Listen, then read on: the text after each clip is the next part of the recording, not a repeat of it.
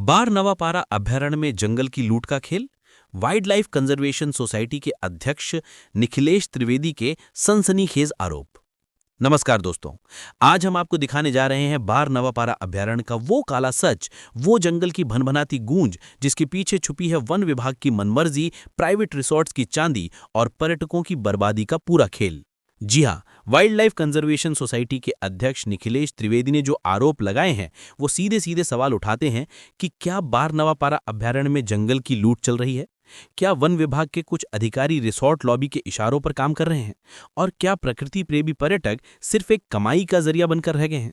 आइए शुरू करते हैं पूरा धमाकेदार खुलासा। बार नवापारा अभयारण्य बना प्रताड़ना का नया मॉडल। निखिलेश त्रिवेदी के आरोपों के अनुसार अध्यक्ष निखिलेश त्रिवेदी का कहना है कि पिछले 1.5-2 साल में बार नवापारा में ऐसी पाबंदियां लगा दी गई हैं कि पर्यटकों का जंगल जाना ही मुश्किल हो गया है।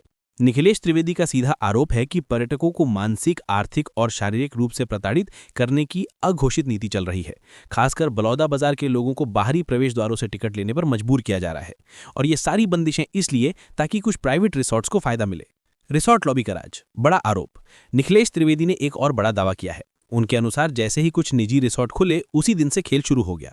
आरोपी कि रिसोर्ट वालों को फायदा पहुंचाने के लिए पास के गेट बंद कर दिए गए और दूर के गेट अनिवार्य कर दिए गए और टिकट की दरें कई गुना बढ़ा दी गईं।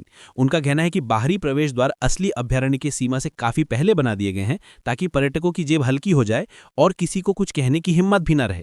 जिप्सी का जंगल जुगाड़, चौंकाने वाला आरोप। अब सुनिए असली चौंकाने वाला खुलासा।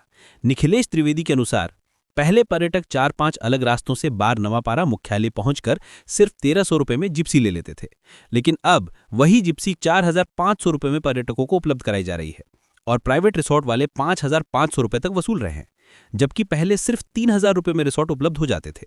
आरोप तो यहां तक कि वन अधिकारियों को हर महीने मोटा कमीशन दिया जाता है और इसी कमीशन के जंगल में पर्यटक सबसे बड़ा शिकार बन रहे हैं। गेट बंद, राय तुम बरबसपुर से जाने का फरमान।